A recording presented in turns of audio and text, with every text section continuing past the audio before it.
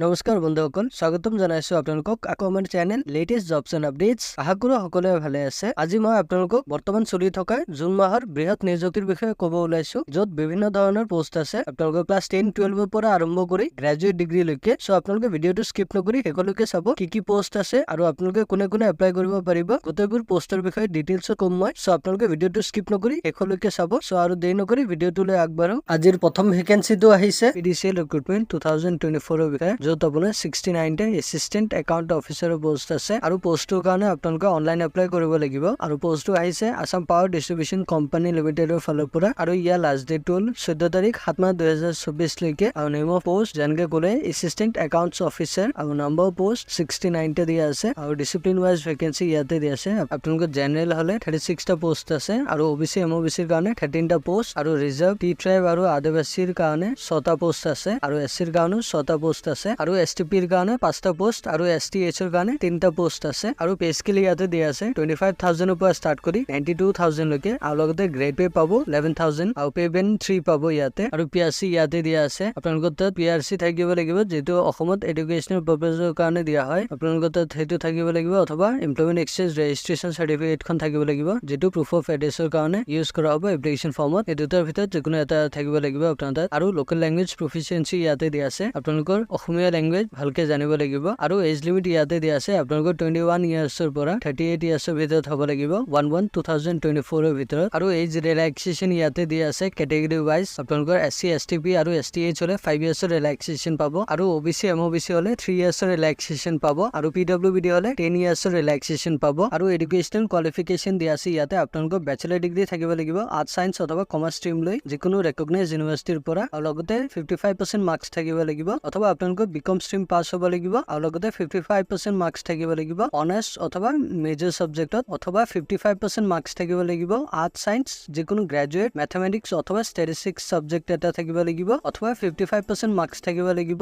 Mathematics statistics honours ছাবজেক্টত BA BSc। আৰু আপোনালোকে যদি ডিপাৰ্টমেণ্টেল কেণ্ডিডেটছ হয় অথবা আপোনালোকে যদি কাষ্ট SC অথবা ST টাইপৰ হয়, তেনেহ'লে আপোনালোকৰ minimum qualification marks bachelor degree 50% থাকিব লাগিব। আপোনালোকৰ কম্পিউটাৰ এপ্লিকেশ্যন ডিপ্ল'মা চাৰ্টিফিকেট থাকিব লাগিব, মিনিমাম 3 মান্থছৰ কম্পিউটাৰ এপ্লিকেশ্যন চাৰ্টিফিকেট থাকিব লাগিব। আৰু এমপ্লয়মেণ্ট এক্সচেঞ্জ ৰেজিষ্ট্ৰেশ্যন দিয়া আছে, আপোনালোকৰ ৰেজিষ্টাৰ থাকিব লাগিব এমপ্লয়মেণ্ট এক্সচেঞ্জত। তাৰপিছত স্মল ফেমিলি নৰ্মছ দিয়া আছে, আপোনালোকৰ এটা ফৰ্ম ছাবমিট কৰিব লাগিব ডিক্লেৰেশ্যনৰ, যিখন স্মল ফেমিলি নৰ্মছ হয় ফৰ্ম এ, সেইটো আপোনালোকৰ এপ্লাই কৰাৰ টাইমত ছাবমিট কৰিব লাগিব। কেটেগৰী জেনেৰেল হ'লে 297 পে'মেণ্ট কৰিব লাগিব আৰু SC ST OBC MOBC হ'লে 187.20 পে'মেণ্ট কৰিব লাগিব। আৰু আপোনালোকৰ যদি BPL কাৰ্ড থাকে তেনেহ'লে 47.20 পে'মেণ্ট কৰিব লাগিব আৰু PWBD হ'লেও 47.20 পে'মেণ্ট কৰিব লাগিব। আৰু ইয়াৰ ষ্টাৰ্টিং ডেট হ'ল 15 জুনৰ পৰা ষ্টাৰ্ট হৈছে আৰু ইয়াৰ লাষ্ট ডেট হ'ল 14 জুলাই। তাৰপিছত ছেকেণ্ড নম্বৰ ভেকেন্সিটো আহিছে BSF ASI and HC recruitment 2024 ৰ বিষয়ে, য'ত আপোনাৰ 1526টা পোষ্ট আছে আৰু পোষ্টৰ কাৰণে আপোনালোকে অনলাইন এপ্লাই কৰিব লাগিব। আৰু পোষ্টটো আহিছে বৰ্ডাৰ চিকিউৰিটি ফ'ৰ্চ মানে BSF ৰ ফালৰ পৰা আৰু ইয়াৰ লাষ্ট ডেট হ'ল 8 তাৰিখ 7 মাহ 2024 লৈকে। আৰু ইয়াতে ফাৰ্ষ্ট পোষ্টটো হ'ল assistant sub inspector stenographer combatant stenographer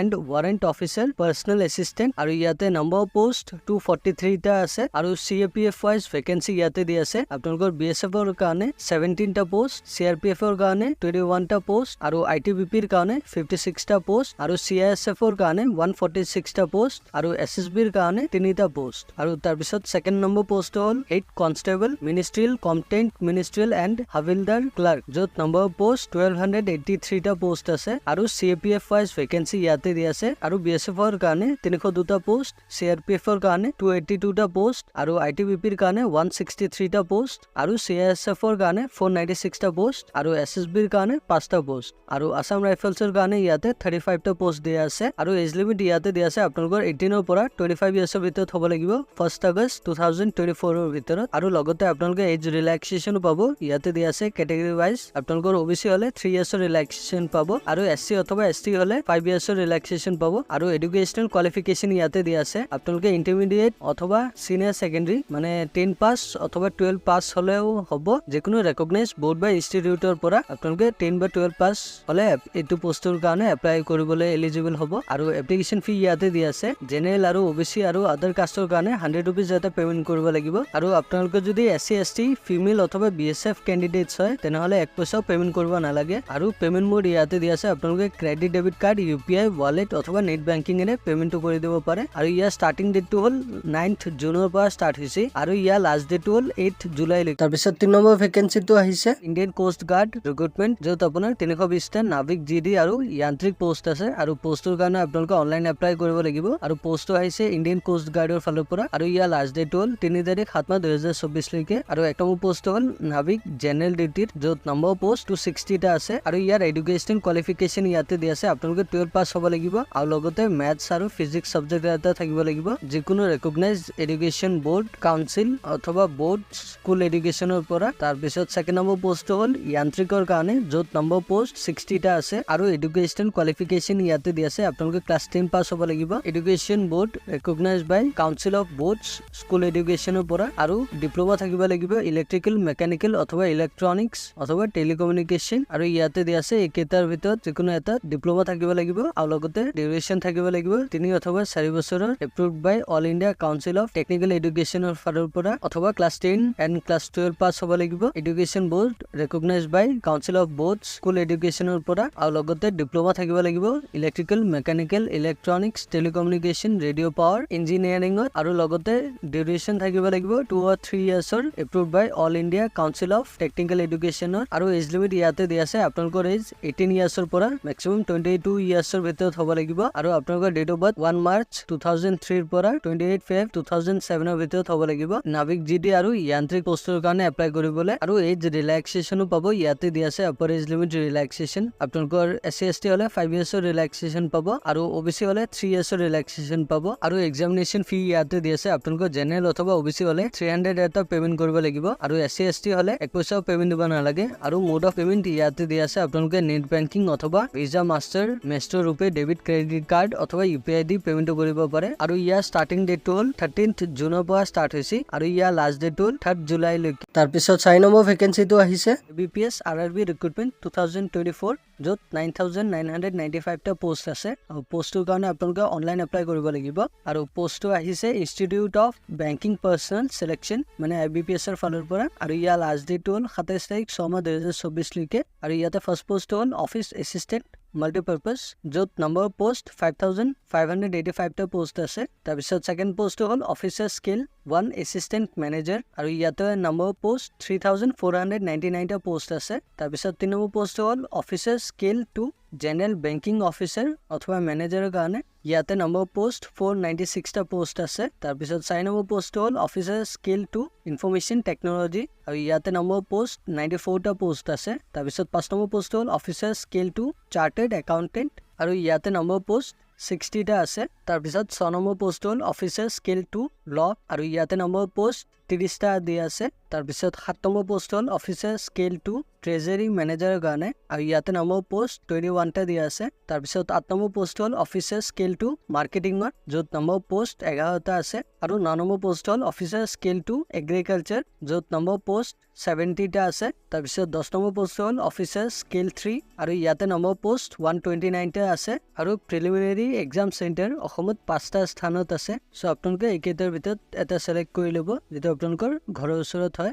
centre কেইটা হ'ল ডিব্ৰুগড়, গুৱাহাটী, যোৰহাট আৰু শিলচৰ এণ্ড তেজপুৰ। তাৰপিছত ছিংগল মেইন এক্সাম আপোনাৰ গুৱাহাটী আৰু শিলচৰত হ'ব আৰু আসাম গ্ৰামীণ বিকাশ বেংকৰ ফালৰ পৰাও কেইটামান পোষ্ট আহিছে। পোষ্ট কেইটা হ'ল অফিচ এছিষ্টেণ্ট, য'ত নম্বৰ পোষ্ট 224টা আছে আৰু অফিচাৰ স্কেল 1 এছিষ্টেণ্ট মেনেজাৰৰ কাৰণে 107টা পোষ্ট আছে আৰু অফিচাৰ স্কেল 2 জেনেৰেল বেংকিং অফিচাৰৰ কাৰণে 10টা পোষ্ট আছে আৰু অফিচাৰ স্কেল 2 ITৰ কাৰণে 3টা পোষ্ট আৰু অফিচাৰ স্কেল 2 CAৰ কাৰণে 4টা পোষ্ট আৰু অফিচাৰ স্কেল 2 লৰ কাৰণে 1টা পোষ্ট আছে আৰু অফিচাৰ স্কেল 2 ট্ৰেজাৰী মেনেজাৰৰ কাৰণেও 1টা পোষ্ট আছে আৰু নেশ্যনেলিটি চিটিজেনশ্বিপ আপোনালোকে জানে যেনেকৈ ইয়াতে দিয়া আছে ভাৰতীয় নাগৰিক হ'ব লাগিব আৰু লেংগুৱেজ প্ৰফিচিয়েঞ্চি দিয়া আছে ইয়াতে। আপোনালোকে যদি অফিচ এছিষ্টেণ্ট পোষ্টটোৰ কাৰণে এপ্লাই কৰে তেনেহ'লে আপোনালোকে ৰিকুৱাৰ্ড হ'ব লোকেল লেংগুৱেজ জানিবলৈ, যিটো ষ্টেট ইউটিৰ পৰা আপোনালোকে এপ্লাই কৰিব ইণ্টাৰভিউৰ কাৰণে। যেনেকৈ আপোনালোকে অসমৰ পৰা এপ্লাই কৰিব, চ' আপোনালোকৰ অসমৰ যিকোনো এটা লোকেল লেংগুৱেজ জানিব লাগিব আৰু তাৰপিছত এজ লিমিট ইয়াতে দিয়া আছে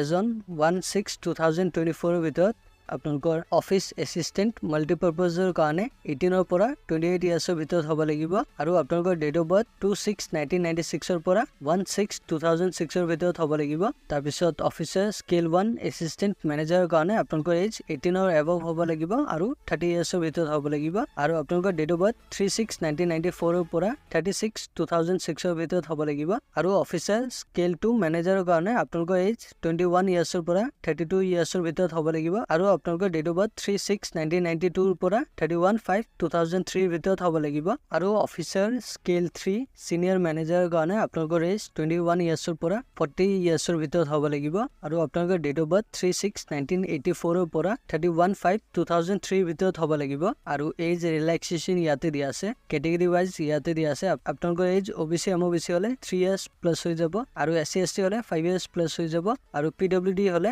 10 ইয়াৰ্ছ প্লাছ হৈ যাব আৰু এডুকেশ্যনেল কোৱালিফিকেশ্যন ইয়াতে দিয়া আছে। অফিচ এছিষ্টেণ্ট মাল্টিপাৰ্পাজৰ কাৰণে আপোনালোকৰ বেচেলাৰ ডিগ্ৰী থাকিব লাগিব যিকোনো ৰেকগনাইজ ইউনিভাৰ্চিটিৰ পৰা আৰু লগতে আপোনালোকৰ লোকেল লেংগুৱেজ প্ৰফিচিয়েঞ্চি থাকিব লাগিব আৰু ডিজায়াবল ইয়াতে দিয়া আছে আপোনালোকৰ ৱৰ্কিং নলেজ থাকিব লাগিব কম্পিউটাৰত। তাৰপিছত অফিচাৰ স্কেল 2 এছিষ্টেণ্ট মেনেজাৰৰ কাৰণে আপোনালোকৰ বেচেলাৰ ডিগ্ৰী থাকিব লাগিব যিকোনো ৰেকগনাইজ ইউনিভাৰ্চিটিৰ পৰা আৰু প্ৰেফাৰেঞ্চ দিয়া হ'ব সেইবোৰ কেণ্ডিডেটছক যিসকলৰ ডিগ্ৰী থাকিব এগ্ৰিকালচাৰ হৰ্টিকালচাৰ অথবা ইয়াতে দিয়া আছে যিকোনো এটা ছাবজেক্টৰ ভিতৰত আৰু প্ৰফিচিয়েঞ্চি থাকিব লাগিব লোকেল লেংগুৱেজৰ আৰু ডিজায়াবল আপোনালোকৰ ৱৰ্কিং নলেজ থাকিব লাগিব কম্পিউটাৰত। তাৰপিছত officer scale 2 general banking officer মেনেজাৰৰ কাৰণে আপোনালোকৰ বেচেলাৰ ডিগ্ৰী থাকিব লাগিব যিকোনো ৰেকগনাইজ ইউনিভাৰ্চিটিৰ পৰা আৰু প্ৰেফাৰেঞ্চ দিয়া হ'ব সেইবোৰ কেণ্ডিডেটছক যিসকলে বেংকিং ফাইনেন্স অথবা মাৰ্কেটিং অথবা এগ্ৰিকালচাৰতে দিয়া আছে এইকেইটাৰ ভিতৰত যিকোনো এটা ছাবজেক্ট পাছ আউট হয় সিহঁতক প্ৰেফাৰেঞ্চ দিয়া হ'ব। তথাপিও আপোনালোকৰ যদি বেচেলাৰ ডিগ্ৰী হয় তেনেহ'লে এপ্লাই কৰিব পাৰিব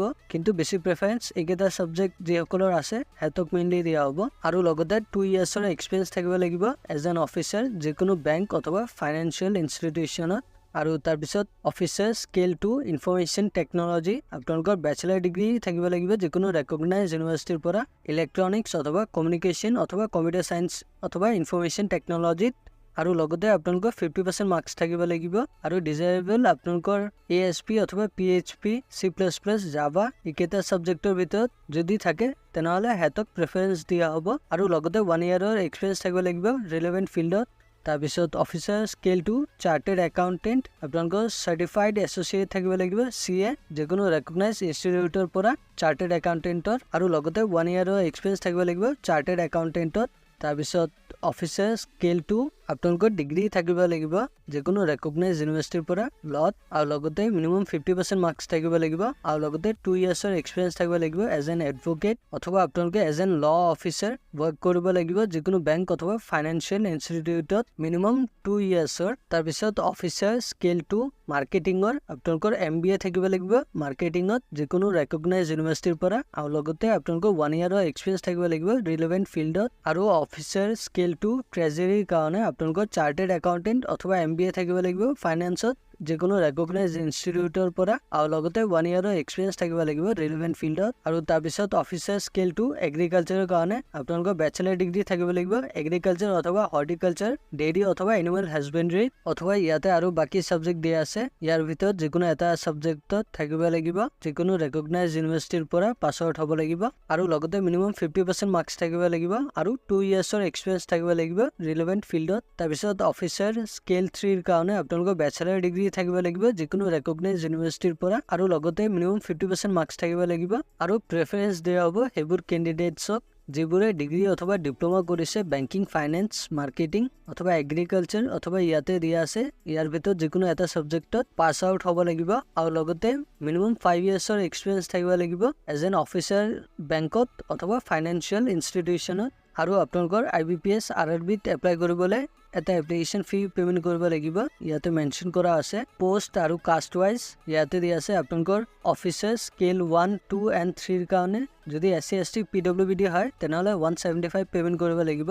আৰু আদাৰ্ছ হ'লে 850 পেমেণ্ট কৰিব লাগিব আৰু যদি অফিচ এছিষ্টেণ্ট মাল্টিপাৰ্পাজত এপ্লাই কৰে তেনেহ'লে SC ST PWDৰ কাৰণে 175 পেমেণ্ট কৰিব লাগিব আৰু আদাৰ্ছৰ কাৰণে 850 পেমেণ্ট কৰিব লাগিব আৰু ইয়াৰ ষ্টাৰ্টিং ডেটটো হ'ল 7th জুনৰ পৰা ষ্টাৰ্ট হৈছে আৰু ইয়াৰ লাষ্ট ডেট ডেট হ'ল 27 জুনলৈকে আৰু প্ৰিলিমিনাৰী অনলাইন এক্সামৰ কাৰণে কল লেটাৰ ডাউনলোড কৰাৰ ডেট জুলাই অথবা আগষ্টত কৰিব পাৰিব আৰু টেন্টেটিভ প্ৰিলিমিনাৰী এক্সাম আগষ্টত হ'ব আৰু প্ৰিলিমিনাৰী অনলাইন এক্সামৰ ৰিজাল্ট আগষ্ট অথবা সেপ্টেম্বৰত পাব আৰু মেইন এক্সামৰ কাৰণে কল লেটাৰ সেপ্টেম্বৰত ডাউনলোড কৰিব পাৰিব আৰু অনলাইন এক্সাম মেইনছৰ সেপ্টেম্বৰ অথবা অক্টোবৰত হ'ব আৰু ৰিজাল্ট ডিক্লেৰেশ্যন মেইনছৰ কাৰণে অফিচাৰ স্কেল 1, 2 আৰু 3 ৰ কাৰণে অক্টোবৰত হ'ব আৰু provisional allotment officer scale 1, 2 and 3 ৰ কাৰণে আৰু অফিচ এছিষ্টেণ্টৰ মাল্টিপাৰপাছৰ কাৰণে জানুৱাৰীত হ'ব। তাৰপিছত 5 নম্বৰ ভেকেঞ্চিটো আহিছে SBI স্পেচিয়েলিষ্ট অফিচাৰ ৰিক্ৰুটমেণ্ট 2024 ৰ বিষয়ে, য'ত আপোনাৰ 150টা পোষ্ট আছে আৰু পোষ্টটো আপোনালোকে অনলাইন এপ্লাই কৰিব লাগিব আৰু পোষ্টটো আহিছে ষ্টেট বেংক অফ ইণ্ডিয়াৰ ফালৰ পৰা আৰু ইয়াৰ লাষ্ট ডেট হ'ল 27 তাৰিখ 6 মাহ 2024 লৈকে আৰু নেম অফ পোষ্ট ইয়াতে দিয়া আছে ট্ৰেড ফাইনেন্স অফিচাৰ MMGS 2 আৰু ইয়াতে নাম অফ পোষ্ট দিয়া আছে 150টা পোষ্ট, SC ৰ কাৰণে 25টা পোষ্ট, ST ৰ কাৰণে 11টা পোষ্ট আৰু OBC ৰ কাৰণে 38টা পোষ্ট আৰু EWS ৰ কাৰণে 15টা আৰু জেনেৰেলৰ কাৰণে 61টা পোষ্ট আৰু সাজেষ্টেড প্লেচ অফ পোষ্টিং ইয়াতে দিয়া আছে হায়দৰাবাদ আৰু কলকাতাত আপোনালোকৰ পোষ্টিং হ'ব পাৰে আৰু এজ লিমিট ইয়াতে দিয়া আছে আপোনালোকৰ 23 ৰ পৰা 32 ইয়াৰ্ছৰ ভিতৰত হ'ব লাগিব 31/12/2023 ৰ ভিতৰত আৰু পে স্কেল ইয়াতে দিয়া আছে আপোনালোকৰ 48,170 ৰ পৰা 49,910 লৈকে ইয়াতে দিয়া আছে আপোনালোকে চাই ল'ব আৰু লগতে আপোনালোকে DA HRA CCA আৰু provident fund contributory pension fund লগতে NPS পাব আৰু লগতে লিভ ফেয়াৰ কনসেশনো পাব লিভ ললে আৰু লগতে মেডিকেল ফেচিলিটি আৰু আদাৰ যিবোৰ ৰুল ফোৰ্সত আহিব সেইবোৰো পাই থাকিব টাইম টু টাইম লৈকে আৰু এসেনশিয়াল এডুকেশন কোৱালিফিকেশন ইয়াতে দিয়া আছে আপোনালোকে গ্ৰেজুৱেট হ'ব লাগিব যিকোনো গভৰ্ণমেণ্ট ৰেকগনাইজ ইউনিভাৰ্চিটি অথবা ইনষ্টিটিউচনৰ পৰা আৰু লগতে চাৰ্টিফিকেট থাকিব লাগিব ফৰেক্স বাই IIBF আৰু আদাৰ কোৱালিফিকেশন ইয়াতে দিয়া আছে আপোনালোকৰ certificate for documentary credit specialist মানে CDCS ৰ চাৰ্টিফিকেট প্ৰিফাৰ কৰা হ'ব অথবা ট্ৰেড ফাইনেন্সত চাৰ্টিফিকেট থাকিব লাগিব ইন ইন্টাৰনেশ্যনেল বেংকিং প্ৰিফাৰ কৰা হ'ব আৰু পোষ্ট কোৱালিফিকেশন এক্সপেৰিয়েন্স দিয়া আছে ইয়াতে আপোনালোকৰ মিনিমাম 2 ইয়াৰ্ছৰ এক্সপেৰিয়েন্স লাগিব আৰু এসেনশিয়াল একাডেমিক কোৱালিফিকেশন এক্সপেৰিয়েন্স দিয়া আছে ইয়াতে আপোনালোকৰ ট্ৰেড ফাইনেন্স প্ৰসেছিং এক্সিকিউটিভ সুপাৰভাইজাৰী ৰোল থাকিব লাগিব যিকোনো শেডিউল্ড কমাৰ্চিয়েল বেংকৰ পৰা আৰু স্পেচিফিক স্কিলছ কেইটা লাগিব ইয়াতে দিয়া আছে আপোনালোকৰ আউটষ্টেণ্ডিং কমিউনিকেশ্যন স্কিলছ থাকিব লাগিব আৰু লগতে প্ৰেজেন্টেশ্যন আৰু প্ৰসেছিং স্কিলছ জানিব লাগিব আৰু এপ্লিকেশ্যন ফি ইয়াতে দিয়া আছে আপোনালোকৰ জেনেৰেল EWS আৰু OBC ৰ কাৰণে 750 পেমেন্ট কৰিব লাগিব আৰু SC ST PWD হলে 21 পেমেন্ট কৰিব নালাগে আৰু পেমেন্ট মোড ইয়াতে দিয়া আছে আপোনালোকে অনলাইন ডেবিট ক্ৰেডিট কাৰ্ড অথবা ইন্টাৰনেট বেংকিং এৰে পেমেন্টটো কৰিব পাৰে আৰু ইয়াৰ ষ্টাৰ্টিং ডেট হ'ল 7th জুনৰ পৰা ষ্টাৰ্ট হৈছে আৰু এপ্লাই কৰা লাষ্ট ডেট হ'ল 27th জুন লৈকে আৰু 6 নম্বৰ ভেকেন্সিটো আহিছে বেংক ৰিক্ৰুটমেন্ট 2024 ৰ বিষয়ে য'ত আপোনাৰ 25টা এছিষ্টেণ্ট মেনেজাৰৰ পোষ্ট আছে আৰু পোষ্টটো আহিছে আসাম কোঅপাৰেটিভ এপেক্স বেংক লিমিটেডৰ ফালৰ পৰা আৰু ইয়াৰ লাষ্ট ডেট হ'ল 29/6/2024 আৰু নেম অফ পোষ্ট ইয়াতে দিয়া আছে এছিষ্টেণ্ট ব্ৰাঞ্চ মেনেজাৰ আৰু এছিষ্টেণ্ট মেনেজাৰৰ আৰু নাম্বাৰ অফ পোষ্ট ইয়াতে দিয়া আছে 25টা পোষ্ট তাৰপিছত পে স্কেল দিয়া আছে ইয়াতে 31,630 পৰা ষ্টাৰ্ট কৰি 82,290 আৰু লগতে গ্ৰেড পে পাব 7,900 কৈ তাৰপিছত নেম অফ অৰ্গেনাইজেশ্যন ইয়াতে দিয়া আছে Assam cooperative apex bank limited আৰু মোড অফ এপ্লিকেশ্যন ইয়াতে দিয়া আছে আপোনালোকে অফলাইন কৰিব লাগিব আৰু নেশ্যনেলিটি ইয়াতে দিয়া আছে আপোনালোকে ভাৰতীয় নাগৰিক হ'ব লাগিব আৰু এজ লিমিট ইয়াতে দিয়া আছে আপোনালোকৰ এজ 28 ৰ পৰা 40 ইয়াৰ্ছৰ ভিতৰত হ'ব লাগিব ডেট অফ এডভাৰটাইজমেন্টৰ আৰু এডুকেশ্যনেল কোৱালিফিকেশ্যন ইয়াতে দিয়া আছে আপোনালোকে গ্ৰেজুৱেট হ'ব লাগিব আৰু লগতে মিনিমাম 50% মাৰ্কছ থাকিব লাগিব অথবা পোষ্ট গ্ৰেজুৱেট হ'ব লাগিব এনি ডিসিপ্লিন অৰ প্ৰিফাৰেবলি কেব অথবা MBA অথবা CA থাকিব লাগিব আৰু এক্সপেৰিয়েন্স ইয়াতে দিয়া আছে আপোনালোকে মিনিমাম 4 ইয়াৰ্ছৰ এক্সপেৰিয়েন্স থাকিব লাগিব বেংকিং অথবা সিমিলাৰ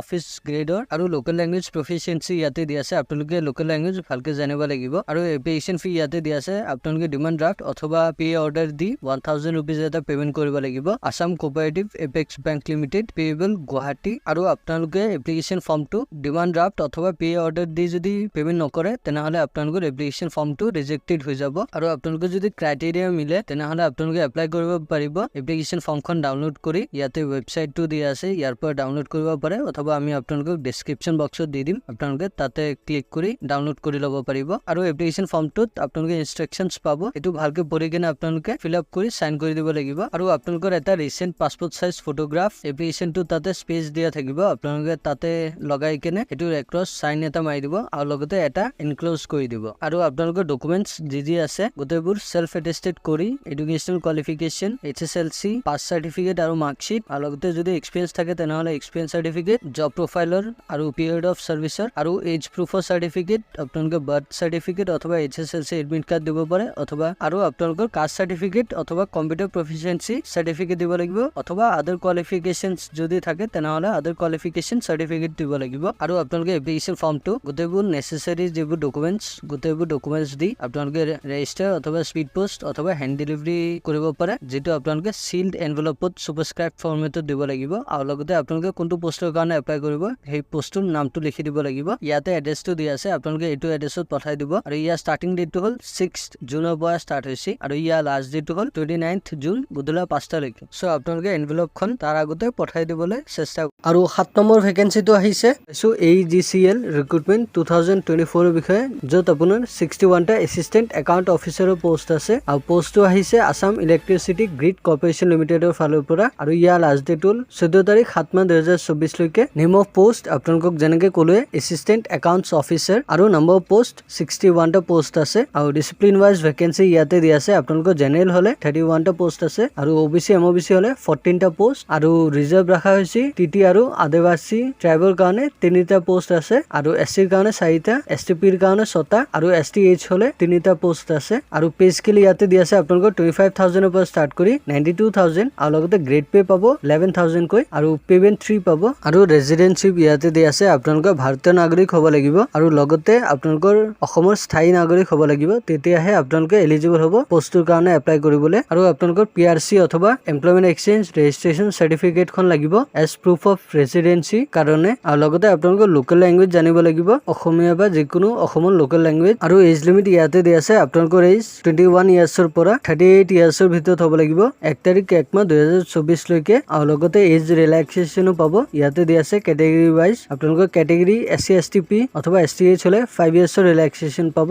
আৰু OBC MOBC হলে 3 ইয়াৰ্ছৰ ৰিলেক্সেশন পাব আৰু PWBD হলে 10 ইয়াৰ্ছৰ ৰিলেক্সেশন পাব আৰু এডুকেশনাল কোৱালিফিকেশন ইয়াতে দিয়া আছে আপোনালোকৰ ব্যাচেলাৰ ডিগ্ৰী থাকিব লাগিব আৰ্টছ সায়েন্স অথবা কমাৰ্চ ষ্ট্ৰীম লৈ যিকোনো ৰেকগনাইজ ইউনিভাৰ্চিটিৰ পৰা আৰু লগতে মিনিমাম 55% মাৰ্কস থাকিব লাগিব অথবা আপোনালোকৰ বিকম পাস হ'ব লাগিব অথবা 55% মাৰ্কস থাকিব লাগিব অনাৰ্স অথবা মেজৰ সাবজেক্ট লৈ বিকমত অথবা 55% মাৰ্কস থাকিব লাগিব আৰ্টছ অথবা সায়েন্স গ্ৰেজুৱেট ম্যাথমেটিক্স অথবা ষ্টেটিষ্টিক্স এটা সাবজেক্ট লৈ লগতে 55% মাৰ্কস থাকিব লাগিব ম্যাথমেটিক্স ষ্টেটিষ্টিক্স অনাৰ্স সাবজেক্ট লৈ BA অথবা BSc অথবা ডিপাৰ্টমেন্টাল কাষ্টৰ কাৰণে শেডিউল কাষ্ট অথবা শেডিউল ট্ৰাইব মিনিমাম কোৱালিফিকেশন আপোনালোকৰ ব্যাচেলাৰ ডিগ্ৰী থাকিব লাগিব আৰু 50% মাৰ্কস থাকিব লাগিব আৰু কম্পিউটাৰ প্ৰফিচিয়েন্সি ইয়াতে দিয়া আছে আপোনালোকৰ প্ৰফিচিয়েন্সি থাকিব লাগিব কম্পিউটাৰ এপ্লিকেশনত এণ্ড ডিপ্লোমা সাৰ্টিফিকেট থাকিব লাগিব কম্পিউটাৰ এপ্লিকেশনত মিনিমাম 3 মান্থছৰ আৰু এমপ্লয়মেন্ট এক্সচেঞ্জ ৰেজিষ্ট্ৰেচন ইয়াতে দিয়া আছে আপোনালোকে ৰেজিষ্টাৰ থাকিব লাগিব আসাম এমপ্লয়মেন্ট এক্সচেঞ্জত আৰু স্মল ফেমিলি নৰ্মছ দিয়া আছে ইয়াতে আপোনালোকে এটা ডিক্লেৰেশ্যন সাবমিট কৰিব লাগিব